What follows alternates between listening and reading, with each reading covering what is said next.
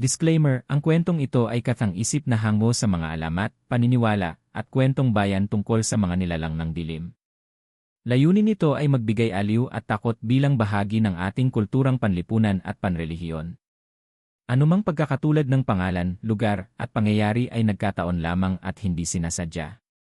Gabing madilim, tanging buwan at kuliglig lamang ang saksi sa mabilis na pagtakas ng isang dalaga mula sa kanilang tahanan. Ang kanyang pangalan ay Elena, isang simpleng babae na lumaki sa isang mahigpit na pamilya.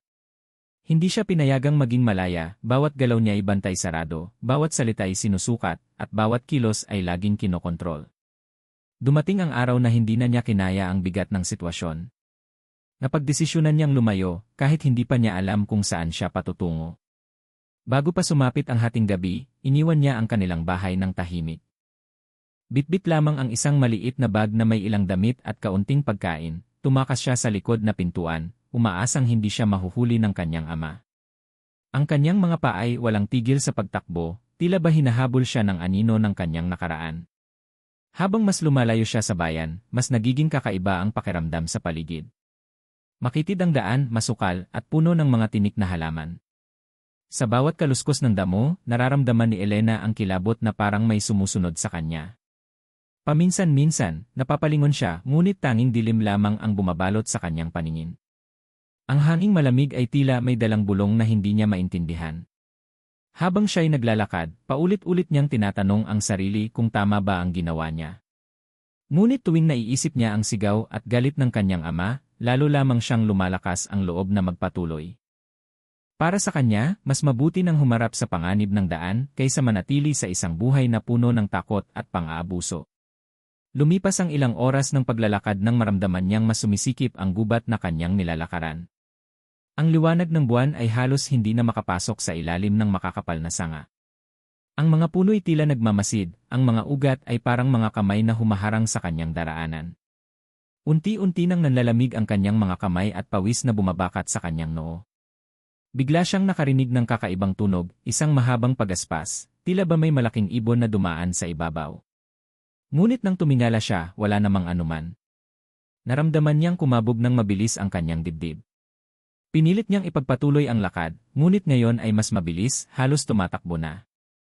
Habang palalim ng palalim ang gabi, nagsimulang sumagi sa kanyang isip ang mga kwento ng matatanda sa kanilang baryo, tungkol sa mga aswang na naninirahan sa masukal na kabubatan, naghihintay ng mga naliligaw na kaluluwa. Noon ay mga kwento lamang iyon para sa kanya, ngunit ngayong nag-isa siya sa gitna ng dilim, parang totoo ang bawat salitang narinig niya noon. Sa kabila ng takot, hindi siya tumigil. Ang bawat hakbang niya ay parabang pagtakas hindi lamang sa kanyang pamilya, kundi pati na rin sa kanyang nakaraan. Ngunit hindi niya alam na ang direksyong kanyang tinatahak ay magdadala sa kanya sa isang mas malaking panganib, isang bahay na tila nagtatago ng mga lihim na hindi dapat mabunyad. Sa puntong iyon, ang dalagay hindi na nag-iisip kung saan siya tutuloy, ang tanging mahalaga sa kanya ay makahanap ng masisilungan at ligtas na lugar. Ngunit ang hindi niya alam, ang kanyang piniling landas ay siya ring magsasara ng pintuan ng kanyang kalayaan. Sa dulo ng gubat, may natanaw siyang lumang bahay na bahagyang maliwanag. Doon nagsimulang kumabog muli ang kanyang puso, hindi sa takot na alam niya, kundi sa kaba ng bagong misteryong naghihintay. Pagkatapos ng ilang oras ng paglalakad sa masukal at nakakatakot na kabubatan, sa wakas ay natanaw ni Elena ang isang bagay na tila magbibigay sa kanya ng pag-asa, isang lumang bahay sa dulo ng madamong daan. Hindi ito ordinaryong kubo lamang, ang itsura nito ay malamansyon na lumana, gawa sa kahoy na halos kinakain na ng panahon, ngunit may kakaibang presensya na umaakit sa kanya. Mula sa malayo, may bahagyang ilaw na nagmumula sa isang lamparang nakasabit sa gilid ng bahay. Ang ilaw na iyon ang nagsilbing gabay kay Elena. Sa sobrang pagod at gutom, hindi na niya alintana kung kanino ang bahay. Ang mahalaga sa kanya ay makahanap ng matutuluyan kahit pansamantala lang. Paglapit niya sa tarangkahan, napansin niyang kalawangin ang bakal at halos nakapulupot na rito ang mga gumagapang na baging. Nang buksan niya ito, kumalabog ng malakas ang tunog, dahilan upang mas lalo siyang kabahan. Tila ba nagising ang katahimikan ng gabi? Huminga siya ng malalim at naglakad papasok. Habang papalapit, naramdaman niya ang malamig na hangin na dumadampi sa kanyang balat. Ang paligid ng bahay ay puno ng malalaking puno na animoy mga bantay. Ang katahimikan ay kakaiba, wala ni isang huni ng kuliglig, wala ring tunog ng mga hayop. Para bang ang lugar ay hiwalay sa mundo. Nang marating niya ang mismong harapan ng bahay, napansin niya ang mga bintana nito. Ang iba'y sarado, ngunit may ilan na nakabukas ng kaunti, at mula roon ay tila may matang nakamasid sa kanya. Kinilabutan siya, ngunit pinilit niyang huwag umalis. Sa isip niya, baka naman mga mababait ang nakatira rito, baka tutulungan nila ako. Dahan-dahan niyang tinulak ang pinto. Sa kanyang gulat, kusa itong bumukas na para bang inaanyayahan siya. Pagsilip niya sa loob, naamoy niya agad ang kakaibang halimuyak, halo ng lumang kahoy, usok ng lampara, at amoy na parang karne na matagal nang nakatago. Hindi niya alam kung guni-guni lamang niya yon dala ng gutom at pagod. Ang sala ay malaki ngunit madilim. May mga lumang kasangkapan, mga antigong upuan at mesa na tila hindi na nagagalaw ng matagal. Sa dingding, may nakasabit na mga lumang larawan, mga pamilyang hindi niya kilala. Ang mga mata ng mga taong nasa larawan ay parang nakasunod sa kanyang bawat galaw. May tao po ba rito? Mahina ngunit nanginginig na tanong ni Elena. Wala siyang narinig na sagot. Tanging ugong ng hangin ang nagbigay tugon. Pinilit niyang lumakad papasok, umaasang makikita ang sinumang may-ari ng bahay. Sa bawat hakbang, kumakalabog ang sahig na kahoy. Ang kanyang kaba ay mas lalo pang lumakas. Ngunit kasabay ng kanyang takot, nandoon din ang pag-asa. Isang pag-asang baka sa wakas, may makakatulong sa kanyang pagtakas mula sa kanyang nakaraan. Habang iniikot niya ang kanyang paningin, napansin niya ang isang mesa na may nakalatag na pagkain tila bagong luto, may mainit pang sabaw, tinapay, at mga prutas. Para sa isang bahay na mukhang inabandonang matagal na, napakakakaiba ng tanawing iyon. Sino ang naglagay ng mga pagkain? Sino ang nakatira rito? At bakit parang inaasahan siya? Sa kabila ng lahat ng pag-aalinlangan, nakaramdam siya ng kakaibang init ng sikmura. Gutom na siya. Gusto na niyang hawakan ang pagkain, ngunit pinigilan niya ang sarili. Sa halip, naupo siya sandali at nakiramdam. At doon, sa katahimikan ng gabi at loob ng mahiwagang bahay na yon, nagsimulang maramdaman ni Elena na may mga matang nakatingin sa kanya mula sa dilim. Mga matang hindi niya nakikita, ngunit ramdam na ramdam niya ang kanilang presensya. Hindi niya alam, ang hakbang na ito ng pagtuloy sa loob ng bahay ang magiging simula ng kanyang paglalakbay tungo sa pinakakinatatakutang hiwaga ng kanyang buhay. Tahimik na nakaupo si Elena sa gilid ng mesa, pilit na nilalabanan ang gutom habang pinagmamasdan ang mga pagkaing nakahain. Ang kanyang isipan ay litong-lito, paano nagkaroon ng mainit na pagkain sa isang bahay na tila iniwan na ng panahon. Habang ninanamnam niya ang tanong na yon, biglang bumukas ang isang pintuang nasa bandang likuran. Isang matandang babae ang lumabas. Maputi na ang buhok, nakapusod ng mahigpit, at may mga mata na tila malalim at mapanuri. Nakasuot ito ng simpleng bestida, luma ngunit malinis. Sa unang tingin, maamo ang kanyang mukha, ngunit may kakaibang lamig sa ngiti nito na agad na nagpalamig sa dibdib ni Elena. Aba, may bisita pala tayo, wika ng matanda, sabay lapit sa kanya. Napangiti si Elena ng pilit. Pasensya na po, naglalakbay po ako at napadpad dito. Gabi na po kasi at wala akong matuluyan. Bago pa siya makasagot ulit, sumulpot mula sa hagdan ang isang lalaki, nasa edad 50, matangkad, payat, at may matalim na tingin. Sa likuran naman niya ay isang dalagitang halos kaedad ni Elena, mga 18 o 19. Ang dalagita ay may mahabang buhok na itim at malaanghel ang mukha. Siya ang unang umiti ng tunay at lumapit kay Elena. Kuya, may bisita tayo, wika ng dalagita, sabay hawak sa braso ng matanda. Tumango ang matanda. Maria. At gutom na yata siya. Ang lalaki na may hindi makapagsalita, tinititigan lamang si Elena na para bang sinusuri siya mula ulo hanggang paa. Ramdam niya ang bigat ng titig na yon, tila may binabasa sa kanyang pagkatao. Napilitan siyang umiti. Pasensya na po kung nakialam ako. Wala po akong masilungan sa gubat. Sana po ay makikituloy lang kahit ngayong gabi. Nagpalitan ng tinginan ang tatlo bago tumango ang matanda. Kung ganoon, halika at kumain ka. Hindi kami nagtataboy ng bisita. Bagamat may alinlangan, pinili ni Elena na kumain. Sa bawat subo niya ng tinapay at sabaw, ramdam niya ang kakaibang lasa. Hindi ito masama, ngunit parang may sangkap na hindi niya mawari. Sa gilid ng kanyang paningin, napansin niya ang pamilyang nakatingin lamang sa kanya habang kumakain siya, parang sinisigurong ubusin niya ang lahat. Pagkatapos niyang kumain, inalok siya ng dalagitang si Maria na umakyat sa itaas para makapagpahinga. Doon, ipinakita sa kanya ang isang kwartong may lumang kama, kurtinang kupas, at aparador na halos bumigay na. Dito ka na matulog. Safe ka rito, Anya. Ngumiti si Elena, at sa unang pagkakataon, nakaramdam siya ng kaunting ginhawa. Ngunit bago siya pumikit, narinig niya ang mahihinang bulungan mula sa ibaba. Hindi niya marinig ng buo, ngunit ilang salitang malinaw na pumasok sa kanyang pandinig, malakas ang dugo, at huwag muna ngayong gabi. Kinilabutan si Elena. Ano ang ibig sabihin ng mga yon? Sinubukan niyang iwaksi ang iniisip at ipinikit na lamang ang kanyang mga mata. Ngunit habang nakahiga, ramdam niya ang presensya ng pamilyang iyon. Hindi niya maipaliwanag kung bakit, ngunit may isang bagay na mali. May isang bagay na itinatago ang pamilyang iyon, isang lihim na magpapabago sa kanyang buhay. At habang siya'y unti-unting nilulunod ng antok, hindi niya alam na ang mismong bubong na kanyang tinutulugan ay minsan nang naging saksi sa mga halakhak ng nilalang na hindi na tao. Madaling araw. Nagising si Elena sa mahihinang ingay mula sa ibaba ng bahay. Unay inakala niyang baka maagang nagluluto ang matanda o si Maria, ngunit nang mas lumakas ang tunog, para itong mabibigat na yabag, hindi ordinaryong lakad ng tao. Dahan-dahan siyang bumangon at lumapit sa bintana ng kwarto. Pagtingin niya sa labas, nakita niya ang mga punong bahagyang yuyuko-yuko na para bang may mabigat na nilalang na dumadaan. Wala siyang makita ng malinaw, ngunit ramdam niya ang presensya ng isang bagay na hindi normal. Lalo pang bumilis ang tibok ng kanyang puso nang biglang may marinig siyang pagaspas, malakas, halos katulad ng higanteng pakpak na humahampas sa hangin. Napatakip siya ng bibig upang hindi mapasigaw. Ang mga kwento ng matatanda sa kanilang baryo ay biglang bumalik sa kanyang alaala, mga nilalang na lumilipad sa gabi, naghahanap ng laman ng tao. Pinilit niyang huwag isipin iyon, ngunit mas lalo lamang lumakas ang kaba. Makalipas ang ilang minuto, bumalik ang katahimikan. Marahan siyang bumaba ng hagdan, umaasang makikita lamang na nagluluto ang matanda. Ngunit sa pagbaba niya, iba ang bumungad sa kanya. Sa gitna ng mesa, may mga garapon na nakahilera.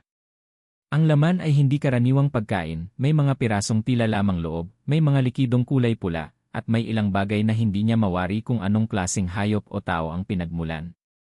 Napaurong siya at muntik nang mabitiwan ang hininga. Gising ka na pala, malamig na boses ang nagmula sa kanyang likuran. Si Maria yon, nakatayo sa dilim, hawak ang isang lampara. Ang kanyang ngiti ay hindi na kasing inosente tulad ng una nilang pagkikita. Anong-ano ito, nanginginig na tanong ni Elena. Mga gamot lang ng lola ko, sagot ni Maria, ngunit ang tono ay hindi nakapapawi ng takot. Habang nagsasalita si Maria, napansin ni Elena ang mga kuko nito, mahahaba, matutulis, at tila ba masyadong makintab para sa isang ordinaryong dalaga. Mabilis siyang nag-iwas ng tingin, ayaw magpakita ng takot. Ngunit sa loob-loob niya, ramdam niyang may kakaiba sa kanilang lahat. Kinagabihan, habang nakahiga sa kanyang kwarto, muling dumating ang mga tunog na iyon, pagaspas ng pakpak, mabibigat na yabag, at tila mga halakhak na galing sa malayo. Sa pagkakataong iyon, hindi na siya nakatiis. Dumungaw siya sa bintana at doon niya nasilayan ang isang anyo. Isang malaking nilalang na parang tao, ngunit may malalaking pakpak, nakatayo sa isang puno sa di kalayuan. Ang mga mata nito'y kumikislap sa dilim, nakatingin diretsyo sa kanyang kwarto. Napaatras siya at halos mabuwal, ngunit hindi siya makasigaw. Parang may humahawak sa kanyang lalamunan at pinipigilan siyang magsalita. Nagdasal siya sa isip, pilit na pinapalakas ang kanyang loob. Ngunit nang bumalik siya sa bintana, wala na ang nilalang. Ang naiwan na lamang ay ang malamig na hangin at ang mahihinang tinig na parang bulong mula sa kakahuyan. Kinabukasan, nagpanggap siyang walang nakita. Kumain siya kasama ng pamilya, ngiting pilit sa labi, habang tinititigan siya ng lalaki na tila mas tumitindi ang interes sa kanya. Ang matandang babae naman ay nagtanong sa kanya ng kakaibang tanong, mag-isa ka lang ba talaga sa buhay, Hija? Wala bang hahanap sa'yo? Napatigil siya. Bakit ganoon ang tanong? Para bang sinisigurado nilang wala siyang babalikan.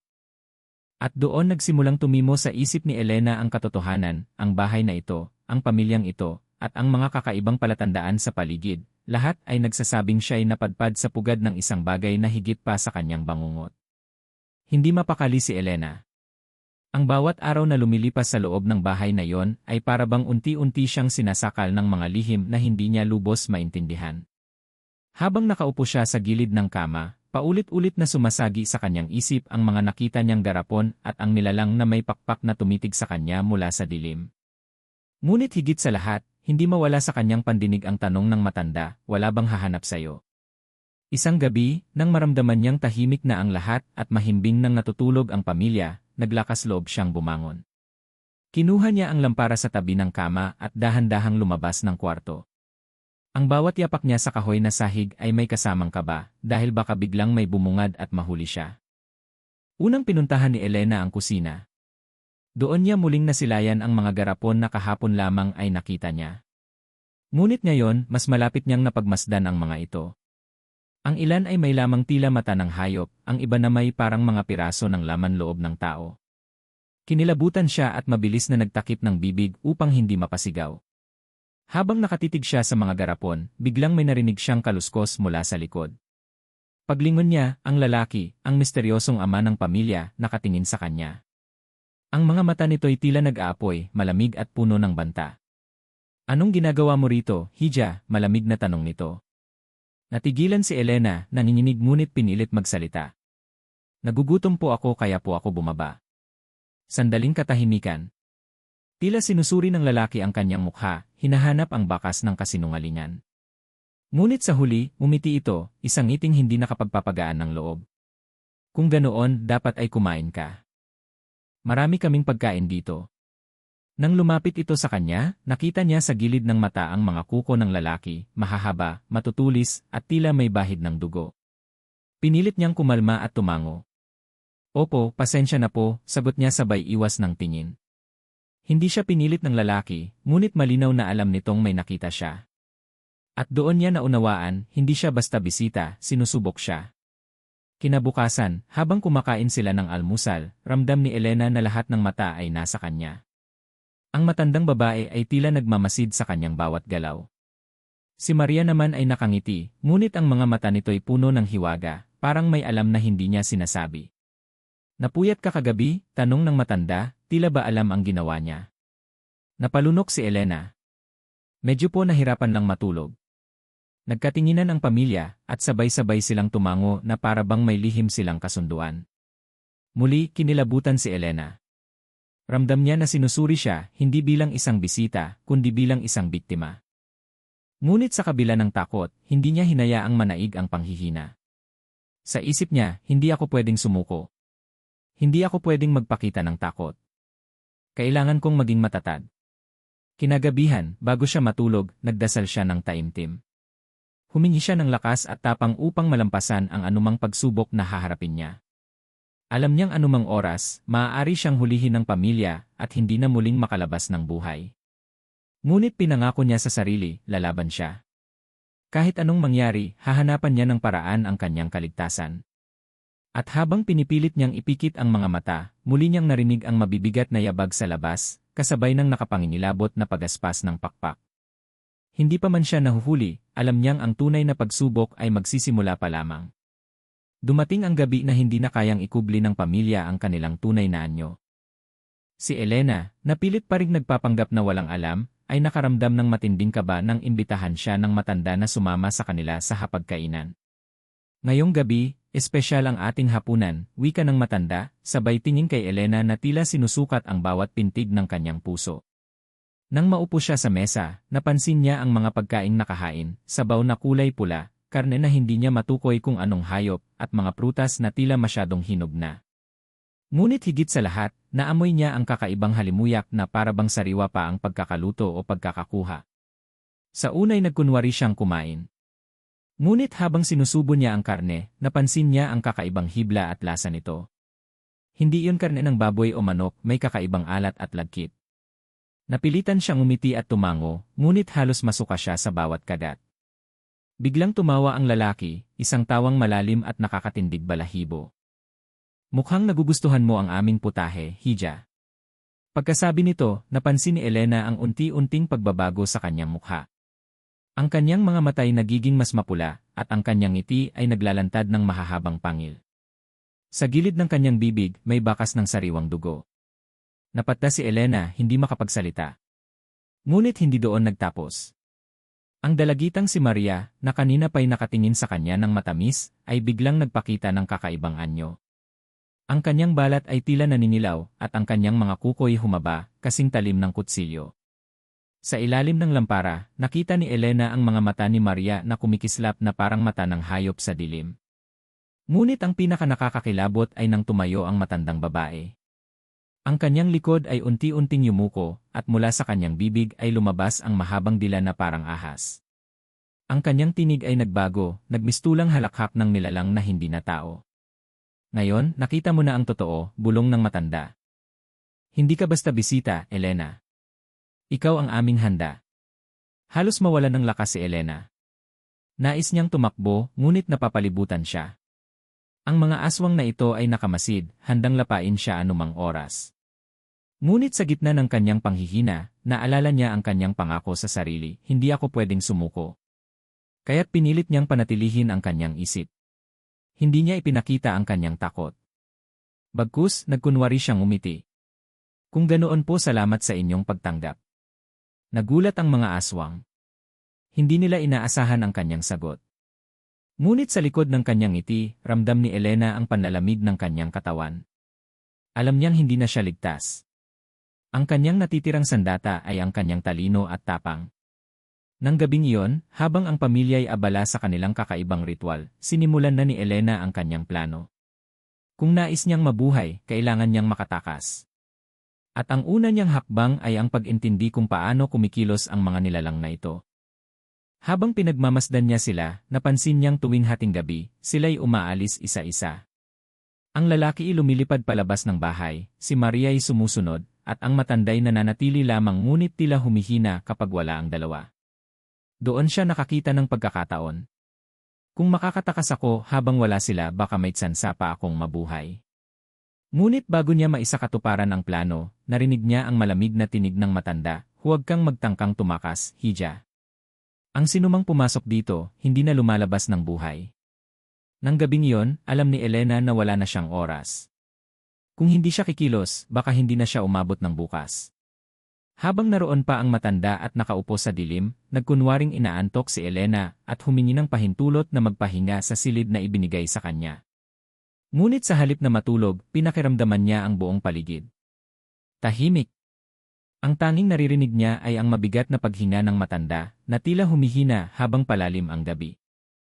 Doon niya naisip, ito na ang pagkakataon. Dahan-dahan siyang lumabas sa silid. Bawat yabag ay maingat niyang pinipigil para hindi lumikha ng ingay. Ang sahig ay kumakaluskos, ngunit agad siyang huminto sa tuwing nararamdaman niyang kumikilos ang matanda. Hawak ang munting krusipiho na laging nasa kanyang dibdib, pakiramdam niya'y iyon lang ang natitirang panangga laban sa kasamaan. Pagdating niya sa may kusina, nakita niyang nakasabit sa dingding ang isang lumang kutsilyo. Kinuha niya iyon, mahigpit na hinawakan, at nagdasal ng palihim, Panginoon, iligtas niyo po ako. Ngunit bago pa siya makalabas ng bahay, biglang bumukas ang pinto at bumungad ang dalagitang si Maria. Nakangisi ito, ngunit ang kanyang mga matay nagliliyab sa gutom. Akala mo makakatakas ka, Ate Elena, bulong ni Maria, sabay lapit ng mabagal ngunit puno ng pananakot. Dahil sa kaba, naiangat ni Elena ang kutsilyo at itinapat sa kanya. Huwag kang lumapit, nanginginig niyang sigaw. Ngunit sa halip na umatras, tumawa lamang si Maria. Ang kanyang katawan ni biglang nag-iba, lumabas ang malalaking kuko at humaba ang kanyang mga ngipin. Wala nang oras. Mabilis na kumilos si Elena at hinataw ang braso ng dalagita gamit ang kutsilyo. Napasigaw si Maria, umatras, at sa sandaling iyon ay tumakbo si Elena patungong pintuan. Subalit doon niya nakasalubong ang lalaking aswang na bagong balik mula sa dilim. Ang kanyang mga pakpak ay nakatiklop pa, at sa kanyang bibig ay may bakas ng sariwang dugo. Hindi ka makakaalis, wika nito, sabay abot ng kanyang mahahabang kamay.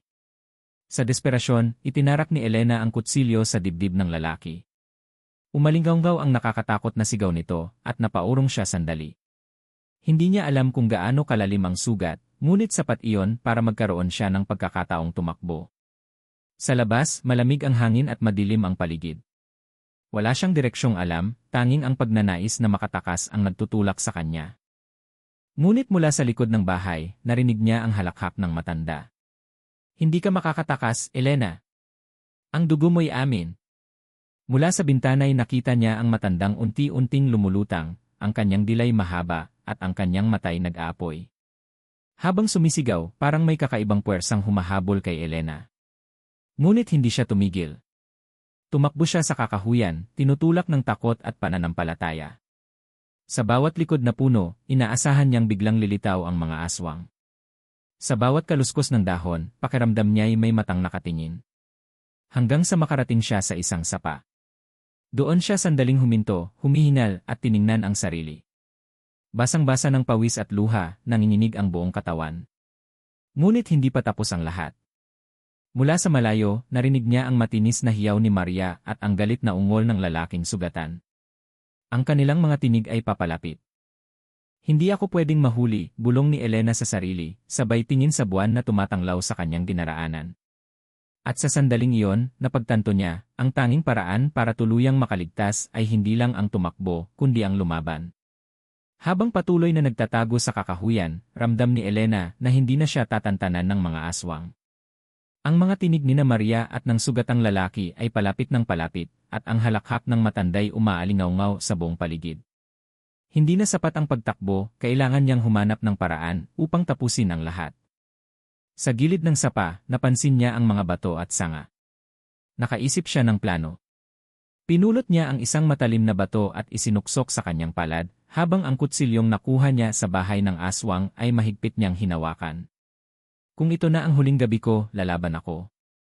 Maya-maya'y bumungad si Maria, duguan ang braso, ngunit nakangisi pa rin. Ate, hindi ka na makakatakas. Ang bango ng dugo mo. Unti-unti siyang lumapit, ang mga kuko'y kumikislap sa liwanag ng buwan. Sa halip na umatras, sinalubong siya ni Elena ng buong tapang. Nang sumugod si Maria, mabilis niyang iniwasan ang mga kuko at isinaksak ang bato sa lig nito. Napasigaw ang dalagita, bumagsak at nangisay sa lupa.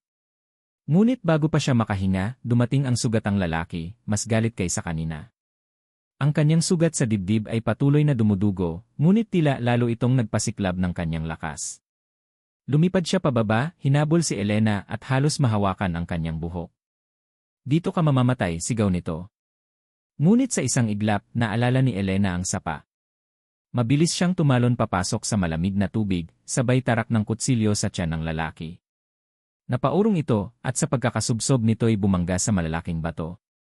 Ang kanyang katawan ay nabali at umatungan ng malakas bago tuluyang tumahimik. Halos mawalan na ng hininga si Elena sa pagod at takot, ngunit hindi pa tapos ang lahat. Sa likod ng mga puno, lumutang ang matanda. Ang kanyang katawan ay tuluyang nagbagong anyo, ang kanyang buhok ay naging parang ahas, ang kanyang balat ay kulay abo, at ang kanyang mahaba at madilaw na dila ay parang latigo na humahampas sa hangin. Elena, bulong nito, mababa at nakakapangilabot. Ikaw ang aming itinakdang handa. Walang makakataka sa akin. Sa huling pagkakataon, lumuhod si Elena sa harap ng tubig, hawak ang krusipiho. Sa luha at pananampalataya, sumigaw siya, Panginoon.